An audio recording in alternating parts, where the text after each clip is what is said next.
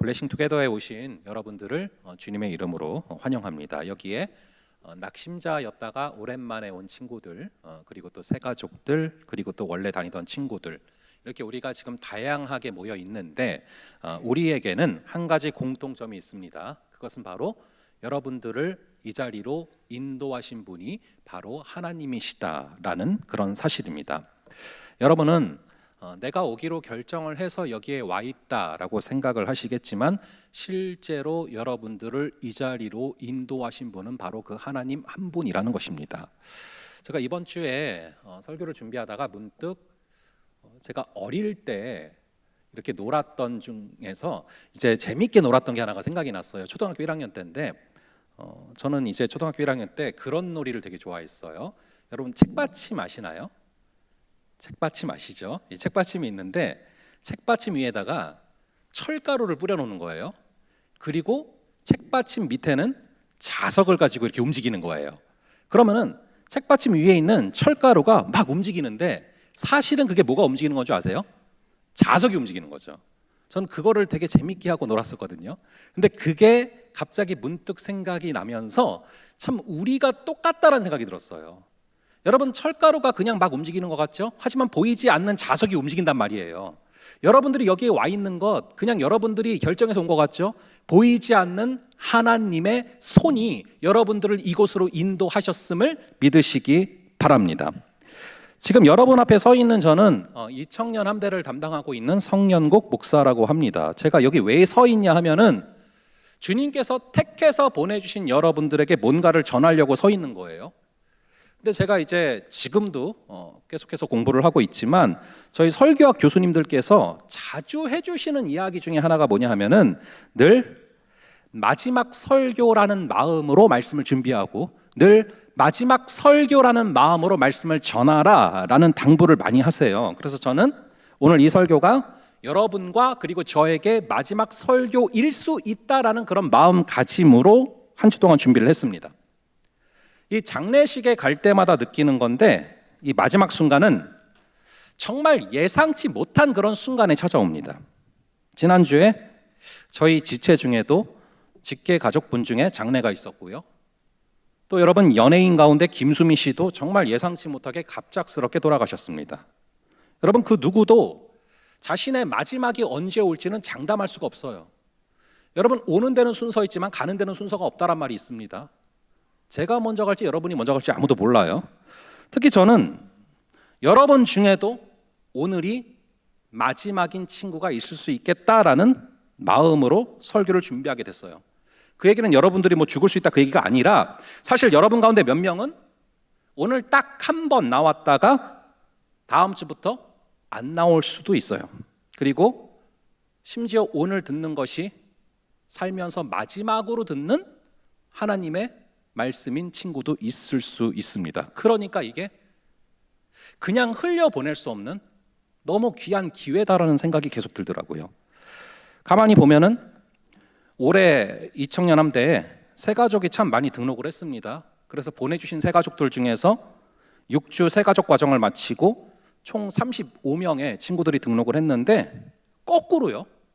소수이긴 하지만 작년에 이 자리에서 예배를 드렸던 친구들 중에 몇 명은 지금 여기 없어요. 그 친구들한테는 알고 보니까 작년에 어느 한 주가 마지막 주였던 거예요. 그 친구들에게는 하나님의 말씀을 들려줄래야 들려줄 수가 없습니다. 그렇게 저도 마지막일 수 있고 여러분들도 마지막일 수 있어요. 그렇다면 마지막으로 말을 하는 사람이 마지막으로 듣는 사람한테 전해야 될 것은 뭐겠습니까? 가장 중요한 것을 전해야겠죠. 그래서 제가 44년 정도를 살아오면서 가장 중요하다고 생각하는 것, 그리고 기독교가 가장 중요하게 생각하는 것, 바로 구원 그리고 천국과 지옥에 대해서 좀 전하려고 합니다. 요즘 뉴스를 보면은 참 끔찍한 일들이 너무 많이 벌어집니다. 각종 성범죄 사건, 살인 사건, 그냥 뉴스를 보기가 싫을 정도입니다. 도대체 왜 이렇게 사회가 각박해질까? 왜 이렇게 끔찍한 일들이 많이 벌어질까? 그 이유가 뭘까를 나름대로 고민하다가 얻게 된 답이 있습니다. 이런 일이 하루아침에 벌어진 게 아닙니다. 이 사람들의 생각과 사고가 서서히 잠식을 당하는 가운데 벌어진 거예요. 마치 이 개구리를 갑자기 뜨거운 물에 집어넣으면 깜짝 놀라서 튀어나와서 살지만 이 개구리가 들어가 있는 물을 서서히 뜨겁게 만들면 자기도 모르는 사이에 죽거든요. 그거랑 똑같은 거죠. 여러분, 이 시대를 관통하는 사고들 중에 하나가 무엇인가를 생각해 보다가, 여러분, 이 던컨 맥두걸이라는 사람이 있는데 이 사람이 실험을 했거든요. 무슨 실험을 했냐면은 영혼의 무게는 몇 킬로인가, 이런 실험을 실제로 하고 논문도 썼습니다. 여러분, 이런 실험을 하게 된 시대적 배경들이 있었는데, 이 시대 당시가 2차 세계대전 때인데 굉장히 생명을 경시하는 현상들이 벌어졌어요. 많이 죽었잖아요, 전쟁하면서. 그러다 보니까 이 사람의 생명이라는 것에 대해서 존귀하다라고 느껴지지를 않는 거죠, 사람들이. 그래서 어떤 실험을 했냐면은 이 당시에 사람을 값어치로 매기면 얼마 정도가 되는가, 사람을 물건으로 만들어서 마트에서 팔면 얼마가 나오나, 이 실험을 했어요. 실험을 해봤더니 얼마가 나오냐면요, 사람들 몸속에 있는 지방을 다 빼내서 물건으로 만들면 빨래 비누를 5개를 만들 수 있대요. 저는 한 7개 나오겠죠. 그리고 이제 인을 가지고서 만들면은요, 성냥 5갑 정도가 나오고, 철분을 모으면은 못 1개를 만들 수 있대요. 그리고 사람 몸에 있는 당분을 쫙 모으면은 코코아 1잔이 나오고요, 사람의 살갗을 회를 뜨면은 세 장 바닥을 덮을 만큼의 회가 나온다고 합니다. 그래서 결론을 얼마라고 내렸냐면은 2,760원이다라고 결론을 내렸어요. 이런 사고들이 팽배하니까 영혼의 무게를 재는 실험도 했거든요. 그 이 던컨 맥두걸이라는 사람이 영혼의 무게가 얼마인가를 재기 위해서 어떤 실험을 하고 논문을 썼냐 하면은, 임종 직전에 사람들을 두고서 실험을 한 거죠. 임종하기 직전에 몇 킬로인지, 임종하고 나서 몇 킬로인지. 그래서 평균을 내봤더니 20g이 줄어든대요. 그래서 20g이다라고 결론을 논문에 써놨습니다. 이러니까 영혼이 없는 사건들이, 영혼이 없이 살아가는 일들이 벌어지고, 이러니까 사람의 생명을 경시하는 현상들이 벌어지는구나 싶더라고요. 이게 오랫동안 지속돼 왔거든요, 이런 사고들이. 하지만 여러분들의 영혼은 절대 20g이 아니고 여러분들의 몸값은 절대 2,760원이 아닙니다. 그럼 여러분들은 얼마라고 스스로 생각을 하십니까? 제가 이 질문을 어린애들한테 한번 던져봤었어요. 유년부 애들한테. 100만 원부터 나왔거든요. 여러분들은 스스로를 얼마라고 생각을 하십니까?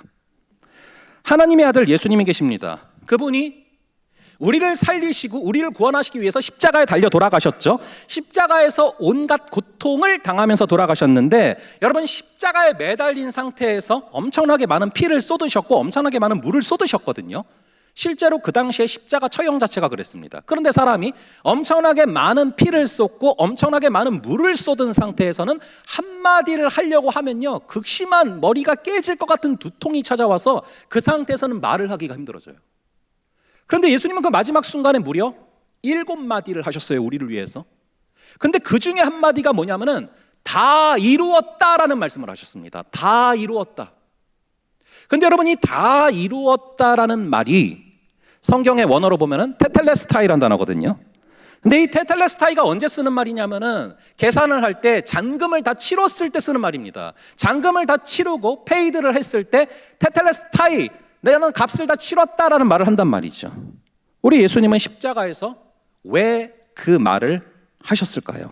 바로 우리의 죄값을 다 치르셨다는 것입니다. 우리는 죄로 인해서 죽어서 지옥에 갈 수밖에 없는 존재인데, 그 죄값을 우리 대신 십자가에서 그 모든 고통을 당하시면서 죄값을 다 치르셨다는 것이죠. 오늘 우리 주제가 이 블레싱 투게더인데, 이 블레싱은 블리드, 피 흘림에서 나오는 축복입니다. 그렇게 우리 주님께서 피 흘림을 통해서 우리에게 주실 축복과 구원을 마련하시고 주셨다라는 것이죠. 그렇게 내가 너희의 죄값을 다 해결했다, 내가 십자가에 달려서 고통을 당한 것은, 그 이유는 너의 죄를 용서하기 위함이다.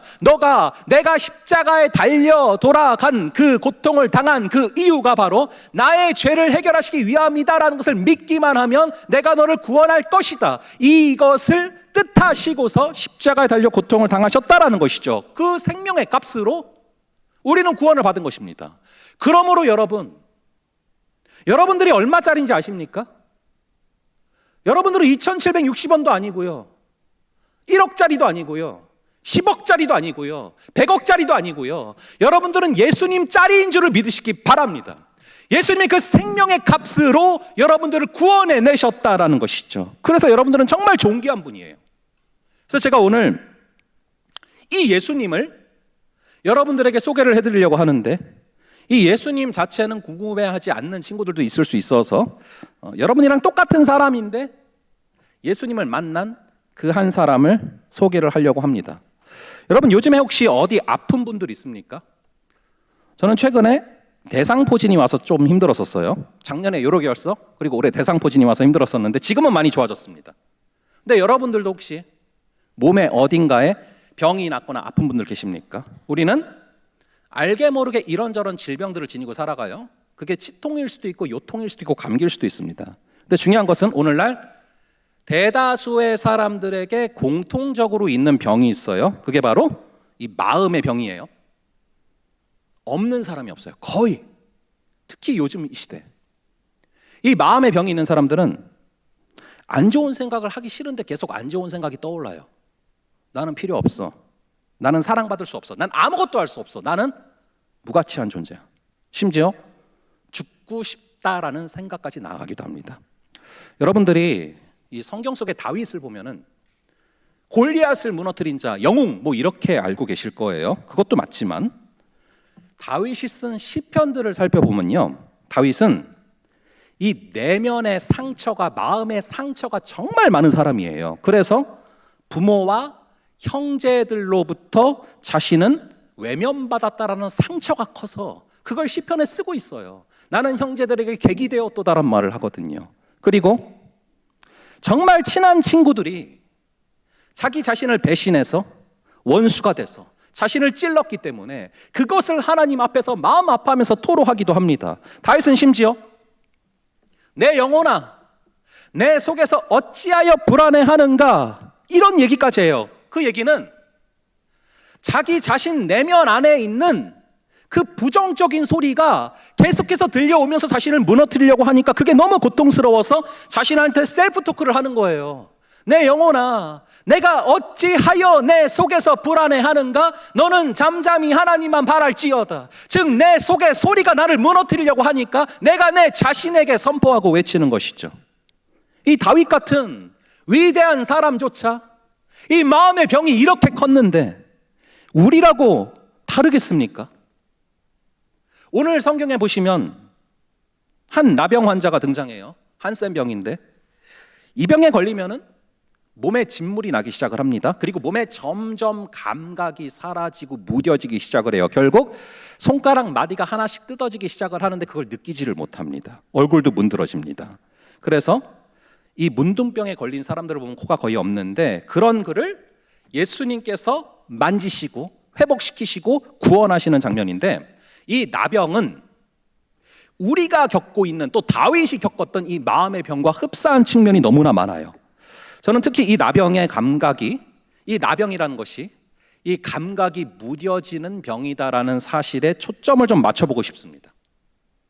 저는 이렇게 앉아있는 여러분들 가운데 차라리 여러분 가운데 뭐 마음이 정말 아프거나 절박해서 그래서 여기에 앉아있으면 그나마 다행이라고 생각을 해요. 근데 진짜 문제는 뭐냐 하면은 살면서 아무런 고통도 없고 아무런 아쉬움도 없고 아무런 감흥도 없는 그냥 그런 상태가 진짜 무서운 거예요. 제가 계속해서 묵상할수록 요즘 이 시대를 관통하는 질병이다라고 생각하는 병이 있는데 그게 바로 무통증병이거든요. 제가 한 소녀를 다시 한번 소개를 해드리려고 해요. 지난번에 한번 이 여자를 얘기한 적이 있는데 다시 한번 좀 보여드릴게요. 이 소녀가 한번 화면을 띄워주시면은요, 이 게비 깅그레스라는 소녀인데 얘가 어린 나이에 고열의 다리미에 손이 단 거예요. 그럼 달라붙잖아요. 그래서 피나면서 뜯어냈는데 애가 웃고 있어요. 아프지도 않고. 그래서 부모가 깜짝 놀랐거든요. 근데 또 무슨 일이 있었냐면은 깨어진 유리 조각을 밟았어요. 발에 밟혀서 들어갔거든요. 근데 그 웃으면서 걸어다니고 있는 거예요. 그래서 이 애가 미국 전역에서 슈퍼우먼으로 화제가 됐습니다. 근데 여러분, 이 통증을 못 느끼는 이 아이를 보면서 어떻습니까? 부럽습니까? 여러분들은 어떤 느낌을 받으십니까? 이 여자들은 이 출산의 고통이 나중에 장난이 아니거든요. 근데 아기 낳을 때 안 아프면은 좋겠죠. 그리고 뭐 대상포진 걸려도 안 아프면 좋겠죠. 그런데 통증을 못 느끼면 꼭 좋을 것 같긴 한데 꼭 좋은 건 아니에요. 왜냐하면은 얘가 지금 보면은 물안경 같은 저 분홍색 뭘 끼고 있지 않습니까? 저걸 왜 꼈냐면은 얘는 고통을 못 느끼는 애예요. 무통증병을 겪고 있습니다. 그러다 보니까 눈이 간지러울 때마다 눈을 벅벅 긁었는데 그러다 실명이 됐어요. 이게 뭐 통증을 못 느끼니까 진짜 세게 간지러운 대로 긁다가 각막이 찢어지고 문드러진 거예요. 그래서 한쪽 눈을 지키겠다고 지금 저거를 끼고 있는 것입니다. 여러분, 이 무통증병을 앓는 사람들이 생각보다 꽤 있는데 이게 좋은 게 아니에요. 애를 낳을 때도 고통이 없으니까 몸조리고 뭐고 안 하다가 골반이 다 뭉개지고요. 이 사람들은 뼈가 부러져도 아무 느낌이 없으니까 그냥 지내다가 결국 철심을 받게 됩니다. 그리고 이 사람들이 무통증병을 앓는 사람들이 사망하게 되는 가장 큰 원인 중에 하나가 맹장입니다. 맹장 터지면 일반적인 사람들은 그게 느껴지고 아파서 결국 병원에 가서 조치를 취하게 되죠. 그런데 통증을 못 느끼니까 그대로 있다가 죽는 거예요. 근데 마찬가지입니다. 우리 영혼의 무통증 병을 앓고 있는 사람들이 너무 많아요. 요즘 사람들은 이 영혼의 통증을 느끼지를 못합니다. 그게 단적으로 나타나는 예 중에 하나가 뭔지 아십니까? 죽은 다음에 어떻게 될지에 대해서 한 번도 생각을 해보면서 살아가지를 않아요. 그냥 당장 눈앞에 닥쳐있는 상황과 현실만 바라보면서 살아가게 되는 것이죠. 저는 좀 그런 생각을 해요. 요즘 들어서 많은 사람들이 바보가 되어가고 있다. 이 복잡한 일은 생각을 하지도 말자, 술로 잊어버리자, 아니면 그냥 쇼츠 같은 거 보면서 그냥 회피를 해요. 요즘에 나오는 노래들을 보면요, 이게 무슨 뭐 무한반복, 똑같은 글자 계속 무한반복되고 사람을 정말 뇌가 정지시키게 만들려는 그런 음악들 같다는 느낌이 들어요. 그렇게 되거나 아니면 아예 반대로 요즘 현대인들은 거꾸로 한가한 거를 되게 두려워해요. 정신이 없더라도 엄청나게 바쁘게 살아가려고 합니다. 그러나 그런 가운데 정작 생각을 해야 될 것을 생각하지를 않아요. 영적으로 너무 무감각해지고 있는 것입니다. 심지어 예수님이 없이 살아갈 때 분명히 내 안에 느껴지는 그런 공허함이 있고 그런 갈급함이 있는데 그것도 그냥 못 느끼면서 살다가 죽어요. 그래서 제가 여러분이 나중에 이거를 모르고 죽으면 너무 억울할까 봐 나중에 말씀을 드릴게요.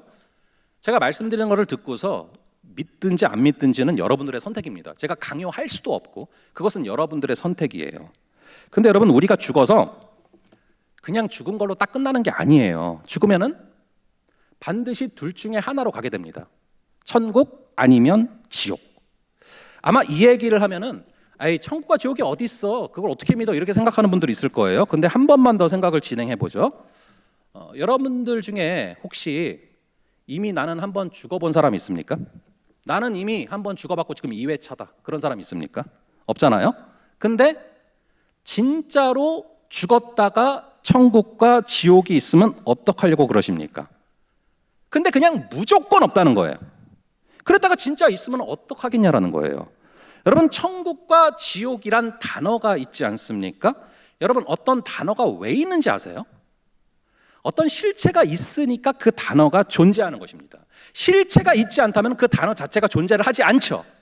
천국과 지옥이 있다 없다 얘기를 하고 있는 것 자체가 천국과 지옥이라는 실체가 있기 때문에 천국과 지옥이라는 단어가 존재한다라는 것을 말씀드리는 것입니다.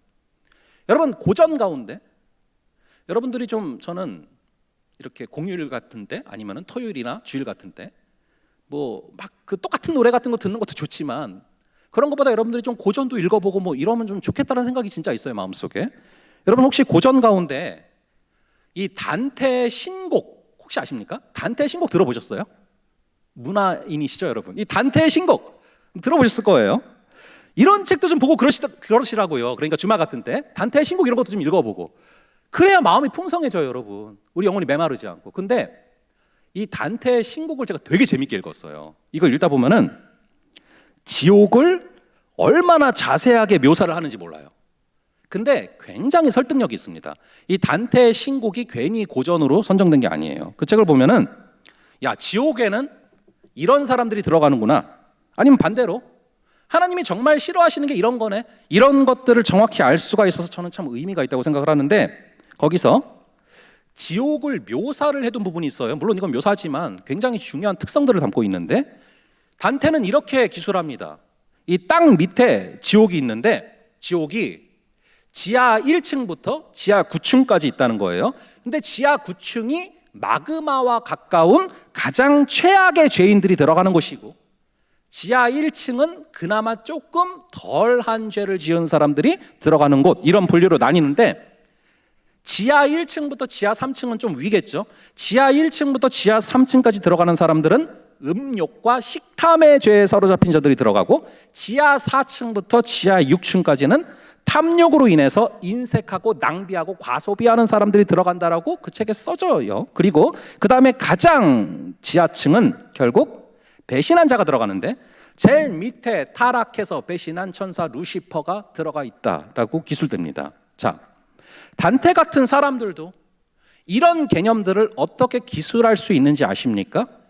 실제가 있으니까 단어도 있고, 단어가 있으니까 이런 것들을 기술을 할 수도 있는 거예요. 실제라는 이 실제 자체가 없었다면, 천국과 지옥이란 단어 자체가 없고, 그렇다면 이런 기술도 있을 수가 없죠. 그런데도 무조건 천국과 지옥은 없다는 것입니다. 저는 어렸을 때부터 교회를 다닌 모태신앙이 아닙니다. 초등학교 2학년 때 초반에 우리 어머니가 먼저 교회를 다니시게 됐고, 그리고 나서 우리 가족들이 다 교회를 다니게 됐는데, 그러다가 2학년 말에 예수님을 마음으로 영접을 했어요. 그런데 처음에 교회를 다닐 때예요. 처음에 교회를 다니는데 계속해서 교회에서 천국과 지옥 얘기를 하는 거예요. 제가 초등학교 때 88년이죠. 그때 교회를 다닐 때만 해도 그 당시에는 정말 원색적이고 투박하게 복음을 전했어요. 천국과 지옥을 굉장히 많이 이야기를 했어요. 그런데 제가 그거를 듣다가 그런 생각을 해봤어요. 아직 믿기 전이었어요. 내가 안 죽어봤으니까 있다 없다라는 거를 내가 알 수도 없고 말할 수도 없죠. 근데 계속 그 얘기가 주일마다 들려오는 거예요. 근데 그때 무슨 생각을 해봤냐면은, 있다라고 생각하면서 살아가다가 죽어봤는데 없어. 그럼 그냥 많은 거고, 있다고 생각하면서 살아가다가 죽었는데 나중에 있어. 그럼 대박이더라고요. 근데 여러분, 가장 최악의 경우의 수가 뭔 줄 아세요? 없다고 생각하면서 살아갔는데 죽었더니 있어. 이건 가장 최악의 경우의 수더라고요. 그래서 이게 다니고 또 있다고 생각하는 게 나쁠 건 없다라고 생각하면서 살아가다가 2학년 말에 하나님께서 정말 말씀으로 뜨겁게 만나 주셨어요. 그리고 그것을 믿어도 되겠다가 아니라 믿어지게 해주셨습니다. 여러분, 이 천국과 지옥이요, 있다라고 얘기를 하고 제가 그 전도를 해보죠. 그러면은 여러분들 나이 때는 그래도 예의가 있어서 괜찮은데, 제가 이전에 그 초등학생들한테 전도를 해본 적이 있거든요. 얘네 어떻게 얘기하는 줄 아세요? 천국과 지옥이 있어, 예수님 믿어야 돼. 그러면 지옥 가면 되죠 뭐 막 이래요. 되게 무섭거든요, 애들이, 초등학생들이. 근데 여러분, 혹시나 여러분들이 표현은 하지 않지만, 여러분들은 커서 그런 표현은 하진 않지만 마음속에 혹시나 그런 분들이 있을까 봐, 여러분, 지옥은 가면 안 되는 곳이에요. 지옥은 만만한 곳이 아닙니다. 여러분들이 지금 이 자리에서도 지옥을 간접 체험할 수 있는 방법이 있어요. 제가 여러분들한테 체험을 해드리게 할 수가 있어요. 혹시 여러분들 라이터 있는 사람 있어요? 드시면 안 되겠죠? 예, 라이터가 있다 쳐봐요. 자, 라이터를 딱 켰어. 그럼 뭐가 나오겠어요? 불이 딱 나오겠죠? 지옥을 체험하는 방법이 간단해요. 라이터를 켜고서요, 불이 나올 때요, 거기다가 이렇게 손바닥을 쭉 대보세요. 대보시고 딱 10초만 기다려보세요. 이 쇼츠 볼 시간이죠. 쇼츠 볼 시간 정도. 딱 10초만 기다려보세요. 그럼 여러분들은 지옥을 체험할 수가 있습니다. 여러분, 지옥은 실제하는 곳이에요. 비유가 아닙니다. 실제로 끊임없이 불길이 타오르는 곳입니다. 그런데 10초 정도가 아니에요. 예를 들어서 어떤 사람이 80년을 살다가 죽었는데 지옥으로 갔어요. 그래서 이 사람이, 그래, 내가 그까짓 80년도 살아봤는데 너무 불타는 게 고통스럽지만 내가 80년 한번 살아봤으니까 80년 이를 악물고 꾹 참아보자. 그래서 80년 동안 고통을 견디면 끝날까요? 아니에요. 80년이 800번, 8000번, 8만 번이 지속돼도 끝나지 않는 영원한 곳입니다. 여러분, 그래서 누가복음 16장을 보시면 부자와 거지 나사로 이야기를 예수님이 하십니다. 부자는 지옥에 갔고 거지 나사로는 천국에 갔는데, 그 구절을 읽어보면요, 이 세상에서 하나님을 믿지 않았던 사람들도 지옥에 가면 너무 고통스러우니까 다 회개를 합니다. 한 번만 살려달라고. 그럼 내가 진짜 제대로 잘 믿겠다고. 하지만 끝났어요. 이 땅에서가 마지막 기회입니다. 우리가 죽기 전까지가 마지막으로 우리에게 부여되어 있는 기회입니다. 여러분, 올해 8월 22일에 저녁 7시에 우리 동네 옆에 있는 경기도 부천시에 있는 호텔 코보스에서 화재 사건이 벌어졌습니다. 기억하시는 분들 있을 거예요. 뉴스에 나왔으니까. 호텔 객실 에어컨에서 발생한 스파크로 화재가 발생을 했는데 잠깐의 화재로 7명이 사망을 하고 12명이 부상을 입었어요. 그런데 여기서 어떤 사건이 있었냐면은 에어매트 아십니까? 떨어졌을 때 받아주는 거. 근데 그 에어매트를 실수로 거꾸로 설치를 해놔가지고 대피하려고 뛰어내렸던 사람이 튕겨져가지고 굉장히 처참하게 죽었어요. 잔혹할 정도로. 근데 그거랑 비교가 안 될 정도로 참혹했던 화재 사건이 있거든요, 우리나라에. 한국의 10대 재난이라고 불리는 사건이 있습니다. 1971년도에 대연각 호텔 화재 사건이 있어요. 이 대연각 호텔이 그 당시에 21층이었는데 초고층 건물이었어요. 그 당시에. 그 당시로서 뭐 높은 고가 사다리도 7층까지밖에 안 닿았으니까 엄청나게 높은 건물이었는데 그 건물에 불이 붙은 겁니다. 잠깐 한번 화면 띄워주세요. 여러분들이 뭐 서칭하면 다 나와요. 대연각 호텔 화재 사건인데, 근데 여기서 화재 사건에서 무려 160명이 죽었어요. 160명이. 이 화재 사건에서 160명이 죽었는데, 뭐 다친 게 아니라 죽었는데 화재 사건이거든요. 근데 그 중에 불에 타 죽은 사람은 10명밖에 안 돼요. 왠지 아십니까? 이 호텔에 투숙 중인 사람들이 다 화재가 발생했다는 걸 알았는데, 문제는 화재가 발생을 했는데 내려갈 비상구가 없는 거예요. 그 당시만 해도 이 화재에 대한 경각심이 없어서 비상구 이런 게 잘 설치가 되어 있지 않았던 시대입니다. 그런데 많은 사람들이 그래서 화염 속에 조금이라도 견뎌보겠다고 커다란 타월에 물을 적셔서 버텨보고 했지만 더 참을 수가 없어서 창밖으로 뛰어내립니다. 저 화면에도 보이지만 그냥 뛰어내리면 무섭잖아요. 죽잖아요. 그래서 매트릭스를 들고 뛰어내렸는데, 여러분, 이 매트릭스가 그대로 있습니까? 날아가요. 그래서 굉장히 처참하게 터져 죽었어요. 그리고 사람 위에 또 사람이 떨어져서 죽고 굉장히 처참했던 사건입니다. 그래서 우리가 불이 났는데 빠져나갈 길이 없을 때 사람들이 어떤 선택을 하는지를 정확하게 보여준 사건이에요. 비상구로 빠져나갈 수도 없고 밖으로 열린 곳이라고는 창문 하나밖에 없는데, 이럴 때 어떻게 해야 됩니까? 창문 밖으로 뛰어내려야 됩니까? 아니면 불에 타 죽어야 됩니까? 이 타는 게 하도 고통스러우니까 사람들이 다 창문으로 뛰어내리면 죽는 걸 알면서도 뛰어내려서 죽었거든요. 근데 지옥은 뛰어내릴 수 있는 창문조차가 없어요. 그 타는 고통이 영원히 지속되는 곳입니다.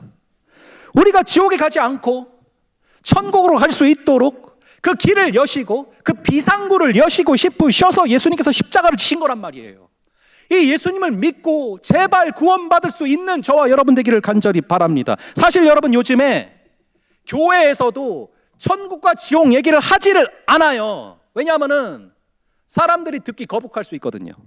그래서 그냥 이 세바시처럼 뭐 누구나 들어도 무난한 그런 얘기를 주로 하는 시대예요. 설교 시간에도. 그리고 그런 교회들이 사람들이 많이 몰리죠. 그런 시대인데 제가 왜 굳이 여러분들이 듣기 싫어할 수 있는 이 천국과 지옥 얘기를 하냐 하면요, 그래도 여러분들이 한 번이라도 들어보고 나서 안 믿은 거면 나중에 덜 억울하잖아요.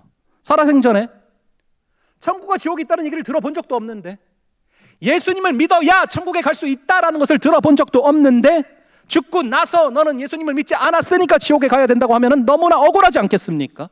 그래서 나중에 덜 억울하시라고 말씀을 드리는 거예요. 선택은 자유입니다. 그리고 제가 강요할 수도 없습니다. 하지만 우리 주님께서 만져주시고 그 마음 가운데 만져주시는 역사가 임하면 분명히 저는 믿게 되는 역사가 주님의 때에 임하게 될 줄로 믿습니다. 제가 왜 굳이 지금 천국과 지옥 얘기를 하냐 하면은, 예를 들어서 컵이 있죠? 여기 독이 들어있다고 가정을 해볼게요. 독이 들어있는 컵이에요. 이 물이 있는데 이 물에 독이 들어있어요. 그걸 저는 알고 있어요. 근데 예배가 끝나고 와서 누가 와서 여러분 중에 한 명이 이거를 마시려고 하는 거죠. 그 마시려고 하는 그 순간에 제가 그 친구를 바라보면서 인자하게 먹든지 마시든지 편하게 해. 뭐 이게 그 사람을 위하는 겁니까? 아니면 당장에는 거북할지라도, 당장에는 불쾌할지라도 그 마시려는, 입에 들어가려는 이 잔을 손으로 쳐서 깨뜨려서라도 마시지 않게 하는 게 그 사람을 위하는 것입니까?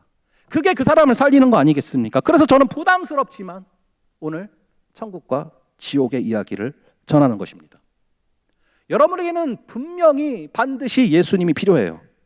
예수님이 없이는 천국에 가지 못할 뿐만 아니라 이 땅에서도 지옥처럼 살아갈 수밖에 없어요. 여러분 살아가면서 뭔가 우리가 자주 공허함을 느끼지 않습니까? 그래서 우리가 중독에 빠지는 거 아닙니까? 뭔가 채워도 채워지지 않는 그런 목마름이 있지 않습니까? 여러분, 이 공허함이, 이 채워도 채워지지 않는 갈급함이 무엇으로 채워질 수 있는지 아십니까? 예수님이라만 채워진단 말이에요. 예수님으로만. 여러분, 다윗이 시편 23편에서 무슨 고백을 하냐 하면은 내 잔이 넘치나이다라는 고백을 해요. 내 잔이 넘치나이다.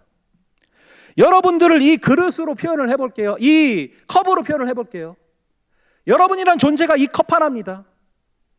여러분들이 이 컵을, 내 존재를 채우려고 아무리 돈을 벌어도 채워지지 않아요. 아무리 사람을 많이 만나도 채워지지가 않아요.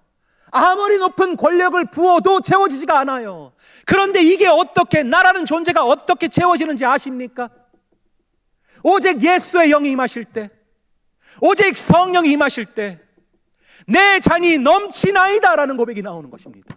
그럴 때 우리는 비로소 감사하게 되고, 그럴 때 우리는 비로소 만족하게 되고, 그럴 때 비로소 우리는 평안하게 되는 것입니다. 간절히 바라기는 예수로 충만하여지는 그런 여러분들이 되기를 간절히 바랍니다.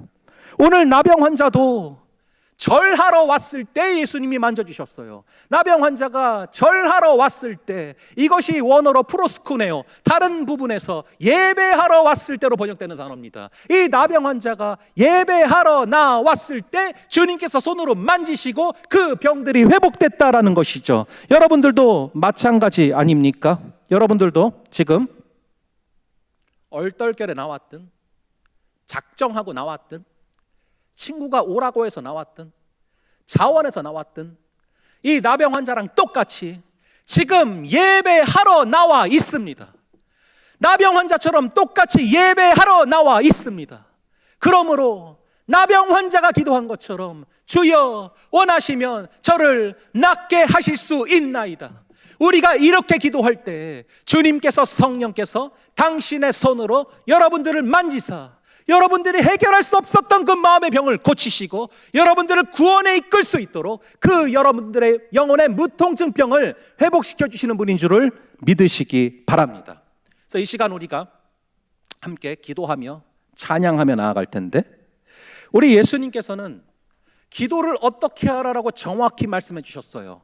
너희는 기도할 때 이렇게 하라 하면서 하늘에 계신 우리 아버지라고 부르라고 했는데, 이 원어를 보시면은 아버지가 가장 먼저 나옵니다. 파테르, 아빠.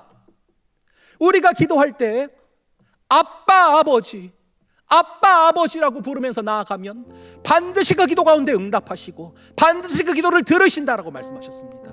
이 시간 우리가 찬양하며 기도하며 나아가실 때 아빠 아버지, 저의 이 다윗과도 같은 저의 그 마음의 병을 나병 환자를 만져주신 것처럼 당신의 손으로 만져주시옵소서. 또한 내 마음에 무통증 병이 있습니다. 아버지 하나님, 그것을 회복시켜 주시고 깨워주셔서 우리가 이 땅에 살아가는 순간 동안 육체를 위하여 심으며 썩어질 것을 거두는 것이 아니라 성령을 위하여 심으며 살아가면서 영생을 거두게 하여 주시옵소서. 우리 소망하는 마음으로 함께 찬양하고 기도하며 나아가시겠습니다.